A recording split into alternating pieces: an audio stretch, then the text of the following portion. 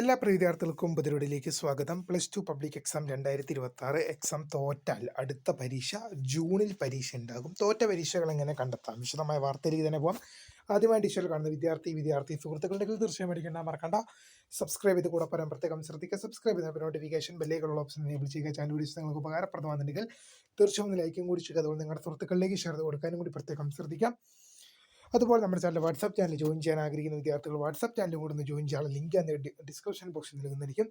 അപ്പോൾ നമുക്ക് നേരെ വളരെ പ്രധാനപ്പെട്ട +2 പബ്ലിക് എക്സാം 2026 പരീക്ഷ ഏതെങ്കിലും പരീക്ഷകളൊക്കെ തോറ്റു കഴിഞ്ഞാൽ സപ്ലിമെൻ്ററി പരീക്ഷ ജൂണിൽ ഉള്ള വിവരം നിങ്ങൾ അറിഞ്ഞിട്ടുണ്ടാകും. അറിഞ്ഞിട്ടില്ലെങ്കിൽ നിങ്ങൾക്കിപ്പോൾ ഈ വരാൻ പോകുന്ന ഈ മെയ് മാസം വരാൻ പോകുന്ന അടുത്ത മാസം റിസൾട്ട് പബ്ലിഷ് ചെയ്യാൻ പോകുന്ന +2 പബ്ലിക് എക്സാമിൽ ഏതെങ്കിലും വിഷയം ഫെയിൽ ആവുകയാണെങ്കിൽ നിങ്ങൾക്ക് എന്ത് ചെയ്യാൻ സാധിക്കും? ജൂണിൽ സപ്ലിമെൻ്ററി ഇമ്പ്രൂവ്മെൻറ്റ് പരീക്ഷ നിങ്ങൾക്ക് എഴുതാൻ സാധിക്കും. നിങ്ങൾ ആ തോറ്റ വിഷയങ്ങൾ ഏതൊക്കെയാണെന്ന് വെച്ച് കഴിഞ്ഞാൽ നിങ്ങൾക്ക് സപ്ലിമെൻ്ററി ആയിട്ട് രജിസ്റ്റർ ചെയ്യുകയും ആ പരീക്ഷകൾ നിങ്ങൾക്ക് എഴുതുവാൻ സാധിക്കുമെന്നുള്ള വിവരം പ്രധാനമായും ശ്രദ്ധിക്കുന്നു.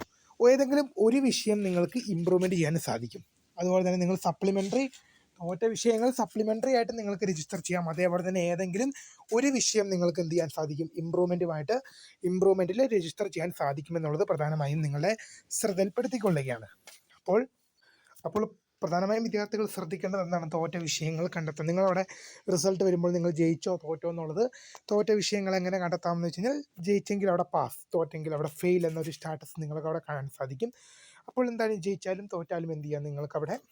നിങ്ങൾക്ക് കാണാൻ സാധിക്കും. പരീക്ഷ ജൂണിൽ തന്നെ ഉണ്ടാകും. ഇത് നിങ്ങൾക്ക് +2 റിസൾട്ട് അതുമായി ബന്ധപ്പെട്ടുള്ള കാര്യങ്ങളിലൊക്കെ കൂടുതൽ അപ്ഡേറ്റുകൾ വരും മണിക്കൂറുകളിലും വരും ദിവസങ്ങളിലും നിങ്ങളെ അറിയിക്കും. അപ്പോൾ പുതിയ കാണുന്നതിന് വേണ്ടി ബൈ.